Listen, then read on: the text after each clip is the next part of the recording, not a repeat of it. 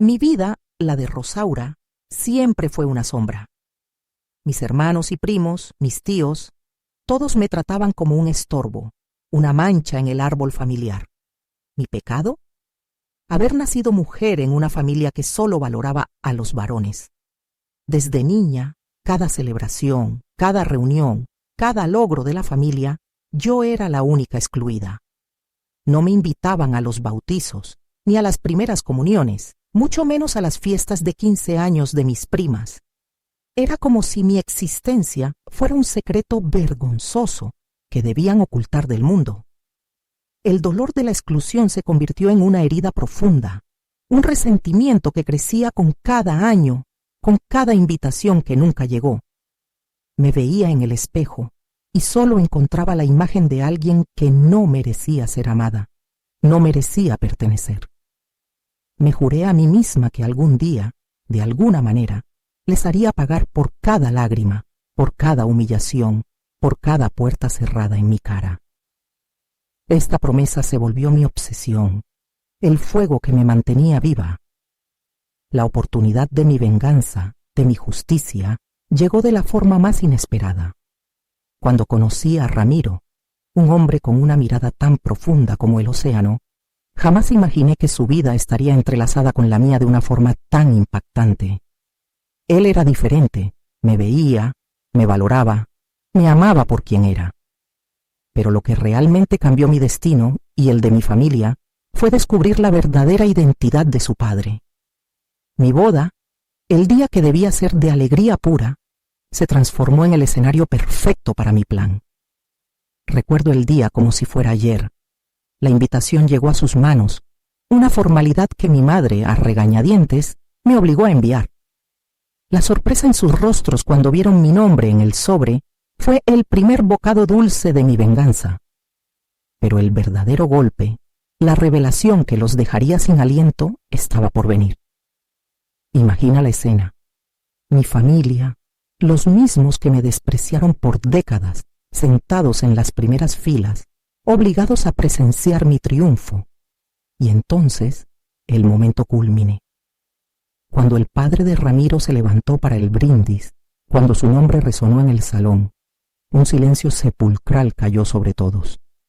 Sus ojos, los de mis tíos, de mis primos, de mi propia madre, se abrieron de par en par, llenos de un terror y una incredulidad que jamás olvidaré. La verdad los golpeó como un rayo, una verdad que los ataría a mí para siempre. ¿Quién era mi suegro? Y cómo esta revelación transformó mi vida y la de mi familia en un ajuste de cuentas que nadie vio venir. Mi nombre es Same Character from Section 1, y mi historia comienza, como muchas, en la aparente normalidad de un hogar mexicano. Desde que tengo memoria, mi vida estuvo marcada por una sombra constante, la de mis propios padres y hermanos. Nunca fui la hija favorita, la hermana querida. Siempre fui la rara, la problemática, la que no encajaba en su perfecto cuadro familiar. Mis logros eran minimizados, mis errores magnificados. Cada reunión familiar era un recordatorio doloroso de mi exclusión. Mientras mis hermanos recibían elogios por sus carreras universitarias y matrimonios adecuados, yo, Same Character from Section 1, era la oveja negra, la que se atrevió a soñar con algo más allá de lo que ellos consideraban aceptable. El punto de quiebre llegó cuando decidí no estudiar la carrera que ellos me impusieron. Quería ser artista, algo impensable en su círculo de abogados y contadores. La discusión fue brutal. Mi padre, con esa voz que te atraviesa el alma, me dijo que si no seguía sus pasos, no contara con su apoyo, ni económico ni emocional. Mi madre, siempre la mediadora silenciosa, esta vez se mantuvo firme a su lado, sus ojos llenos de decepción. Mis hermanos, con aires de superioridad, me aconsejaron sentar cabeza. Esa noche, mientras las lágrimas quemaban mi rostro en mi pequeña habitación de la Ciudad de México, supe que algo se había roto para siempre. Sentí un resentimiento profundo, una herida que no cicatrizaría fácilmente. A partir de ese día, la distancia se hizo abismal. fui borrada de sus vidas de una manera tan sutil como cruel. Las invitaciones a las cenas familiares dejaron de llegar. Los cumpleaños pasaron sin una llamada. Las fotos en redes sociales de sus reuniones, donde todos sonreían menos yo, eran un puñal. Mi familia, la que debería ser mi refugio, se convirtió en mi verdugo. Me prohibieron ir a todos sus eventos, cada bautizo, cada graduación, cada fiesta de fin de año. La justificación era siempre la misma. No queremos dramas. Same character from section 1. Como si mi sola presencia fuera un sinónimo de conflicto, pero la vida a veces tiene sus propias formas de equilibrar la balanza. Yo, same character from section 1, no me rendí. Con cada puerta que ellos me cerraban, yo buscaba una ventana. Trabajé incansablemente, lavando platos, sirviendo mesas, vendiendo mis pequeñas obras de arte en mercados callejeros de Coyoacán. Aprendí a sobrevivir, a ser fuerte, a forjar mi propio camino lejos de su sombra. El resentimiento que sentía se transformó en una obsesión silenciosa por demostrarles que se equivocaban. No buscaba su aprobación, sino mi propia validación. Quería que un día vieran a la mujer en la que me había convertido y se arrepintieran de cada desplante. Fue en medio de esa lucha que conocí a Daniel. Él era diferente, un hombre que veía más allá de mi pasado, que valoraba mi espíritu indomable. Su amor fue un bálsamo para mis heridas. Con él, same character from section 1, encontró una paz que nunca antes había conocido. Y así, entre pinceladas y sueños compartidos, la idea de casarnos comenzó a tomar forma. Sabía que mi boda sería el evento que ellos, mi familia, nunca se permitirían perderse. Pero lo que no sabían, lo que no podían siquiera imaginar, era el giro que tomaría la historia cuando descubrieran quién sería mi suegro. Esa sería la verdadera venganza, la que se cocinaba a fuego lento. La semilla de la venganza, que había germinado en mi corazón desde aquella noche de lágrimas en mi habitación, comenzó a nutrirse con cada rechazo, cada foto ignorada, cada evento familiar del que me excluían. Con el tiempo esa semilla se transformó en un plan meticuloso. No era un plan para herirlos físicamente, sino para golpearlos donde más les dolía: su orgullo, su estatus, su imagen. Mi arte, esa pasión que ellos tanto despreciaron, se convirtió en mi refugio y mi arma. Pasaba horas en mi pequeño estudio, pintando con una intensidad que canalizaba toda mi frustración y mi anhelo de reconocimiento. Fue en una de esas exposiciones, en una galería modesta pero llena de vida en el corazón de la colonia Roma, donde lo conocí. Su nombre era Alejandro, un hombre que irradiaba una presencia imponente, pero con una mirada sorprendentemente cálida. No era el tipo de hombre que mi familia habría aprobado, ni por su edad, ni por su trayectoria. Alejandro era un artista reconocido, con una vida bohemia y una reputación que precedía a su talento. Al principio, su interés en mis obras me pareció puramente profesional, pero pronto descubrí que había algo más profundo. Él veía en mis lienzos la misma intensidad, la misma rebeldía que yo sentía en mi alma. Nuestras conversaciones se extendían hasta la madrugada, compartiendo visiones del mundo, sueños, y sí, también mis cicatrices familiares. Le conté a Alejandro sobre Con, la niña que siempre fue la oveja negra, la mujer que luchaba por su lugar en el mundo. Él escuchaba con una paciencia que nadie más me había ofrecido, y me hizo sentir vista, valorada. Con él, por primera vez, sentí que mi existencia tenía un propósito más allá de la aprobación de mi familia. La idea de casarnos no fue un flechazo romántico tradicional. Fue una decisión que se gestó entre risas, complicidad y un entendimiento profundo. Sabíamos que nuestro matrimonio sería un acto de amor, pero para mí, Con también representaba una oportunidad. Una oportunidad de demostrarles a todos, especialmente a mi familia, que mi camino, mi vida, no solo era válido, sino que podía ser extraordinario. la verdadera joya de mi plan, el golpe maestro que sabía que los dejaría sin aliento, no era solo mi matrimonio, era el quién que se convertiría en mi suegro. Alejandro, con toda su bohemia y su arte, era también el hijo de uno de los empresarios más influyentes y respetados de México, un hombre cuyo nombre resonaba en los círculos donde mi familia desesperadamente intentaba encajar. La ironía era tan dulce que casi podía saborearla.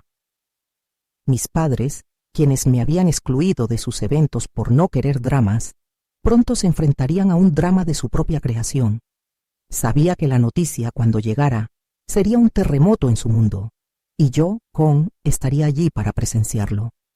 La noticia de mi compromiso, cuando finalmente se filtró, no fue un susurro, sino un estruendo en su pequeño universo. Mi prometido Ricardo era el hijo de un empresario de bienes raíces increíblemente influyente en la Ciudad de México, un hombre cuyo nombre resonaba en los círculos donde mi familia desesperadamente intentaba encajar. La ironía era tan dulce que casi podía saborearla. Mis padres, quienes me habían excluido de sus eventos por no querer dramas, pronto se enfrentarían a un drama de su propia creación. Sabía que la noticia, cuando llegara, sería un terremoto en su mundo, y yo, estaría allí para presenciarlo.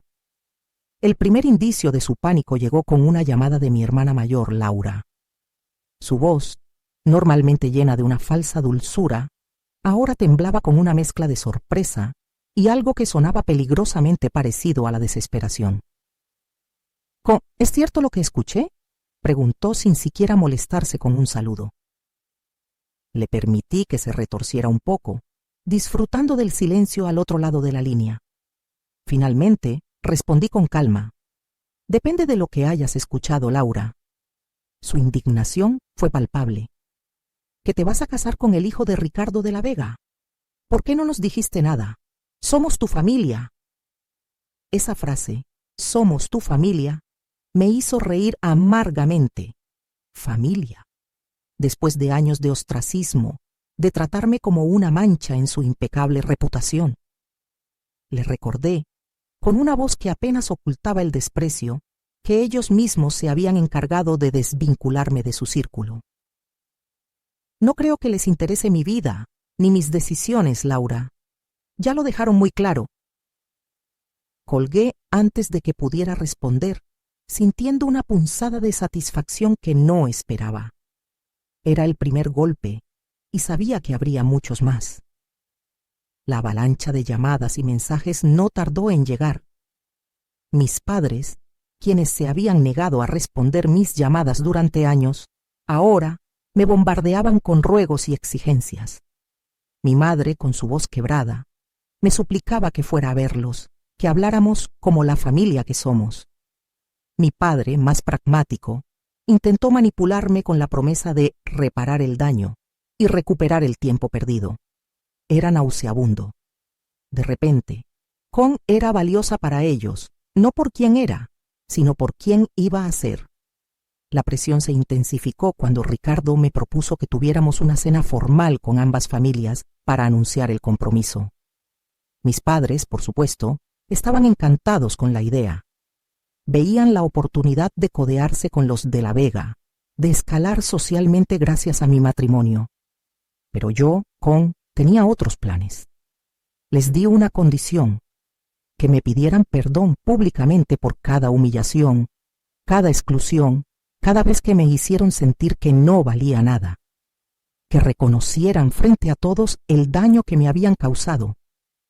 El silencio al otro lado de la línea fue ensordecedor. Sabía que no lo harían, que su orgullo era más grande que cualquier remordimiento. Y eso, precisamente, era lo que yo esperaba. La venganza, pensé, es un plato que se sirve frío, y yo apenas estaba empezando a enfriar el mío. Sabía que su silencio no era un signo de remordimiento, sino de una obstinación arraigada. Era el mismo orgullo que los había cegado a mi dolor, la misma ceguera que los había llevado a expulsarme de sus vidas. Aquella llamada fue el punto de inflexión. Ya no se trataba solo de mi dolor, sino de una convicción férrea. Ellos debían enfrentar las consecuencias de sus acciones. No era solo venganza, era una búsqueda de justicia que ardía en mi interior como un rescoldo que se aviva con el viento. Mi vida, mientras tanto, seguía su propio curso, uno que ellos se habían negado a presenciar. El camino del arte había sido arduo, lleno de sacrificio y noches sin dormir en mi pequeño estudio en la colonia Roma. Pero cada pincelada, cada escultura terminada, era un acto de desafío, una afirmación de mi existencia lejos de sus expectativas.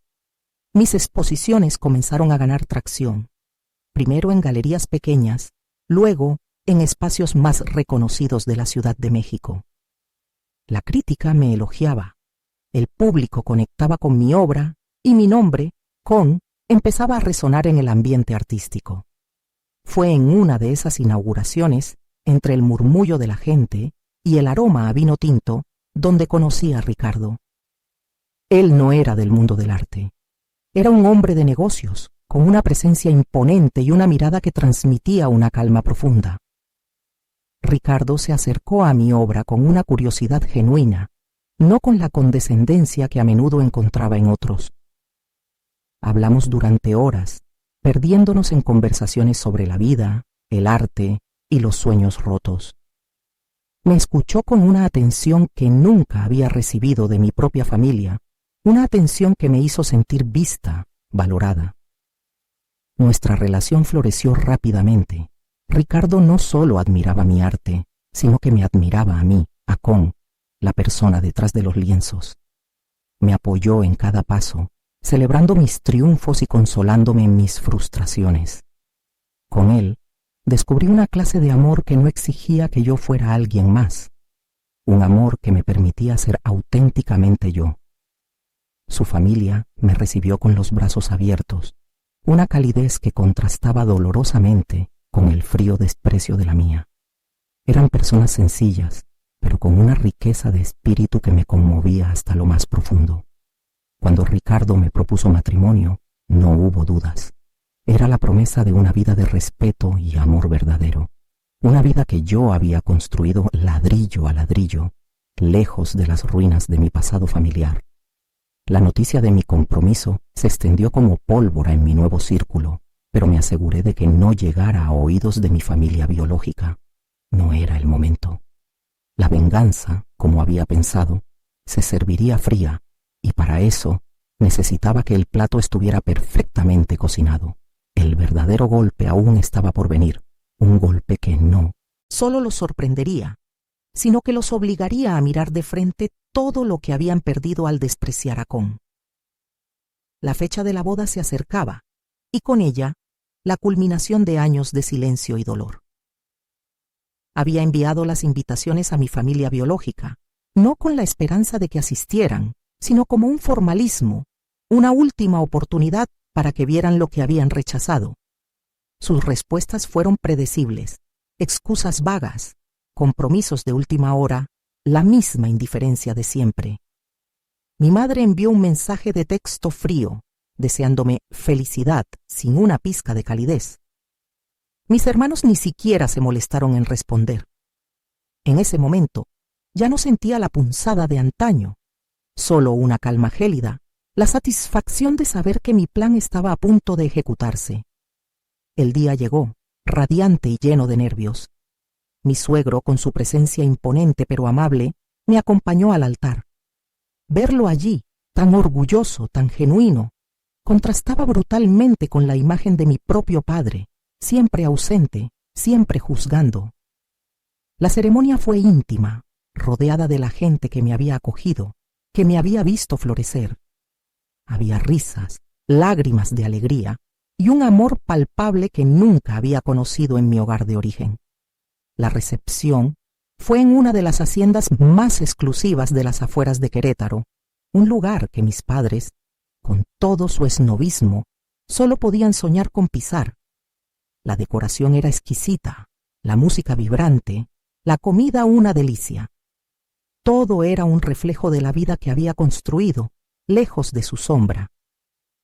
Mientras brindábamos, Mi esposo tomó el micrófono para agradecer a todos los presentes. Fue entonces cuando, con una sonrisa enigmática, anunció una sorpresa.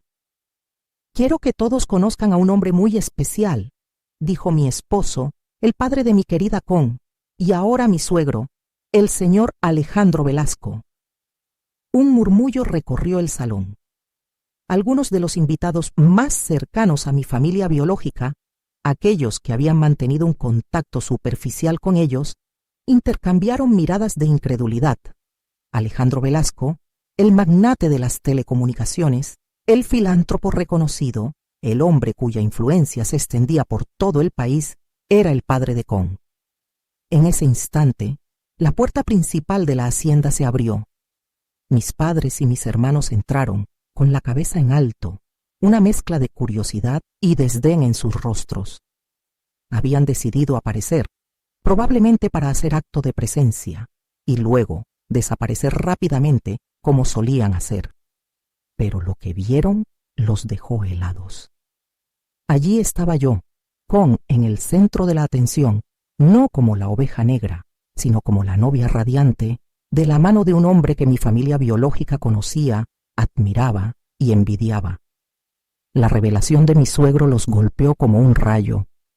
Sus rostros palidecieron, la arrogancia se desvaneció, reemplazada por una mezcla de shock y humillación. Mis hermanos, siempre tan seguros de sí mismos, se quedaron con la boca abierta. Mi padre, el hombre que me había desheredado emocionalmente, parecía haber envejecido 10 años en un segundo. Mi madre se llevó una mano al pecho, sus ojos fijos en Alejandro Velasco, luego en mí, y finalmente en el lujo que la rodeaba. El silencio en su mesa fue ensordecedor. El golpe no fue solo la riqueza o el estatus, fue la comprensión de lo que habían perdido. Habían despreciado a Con, a la hija que se atrevió a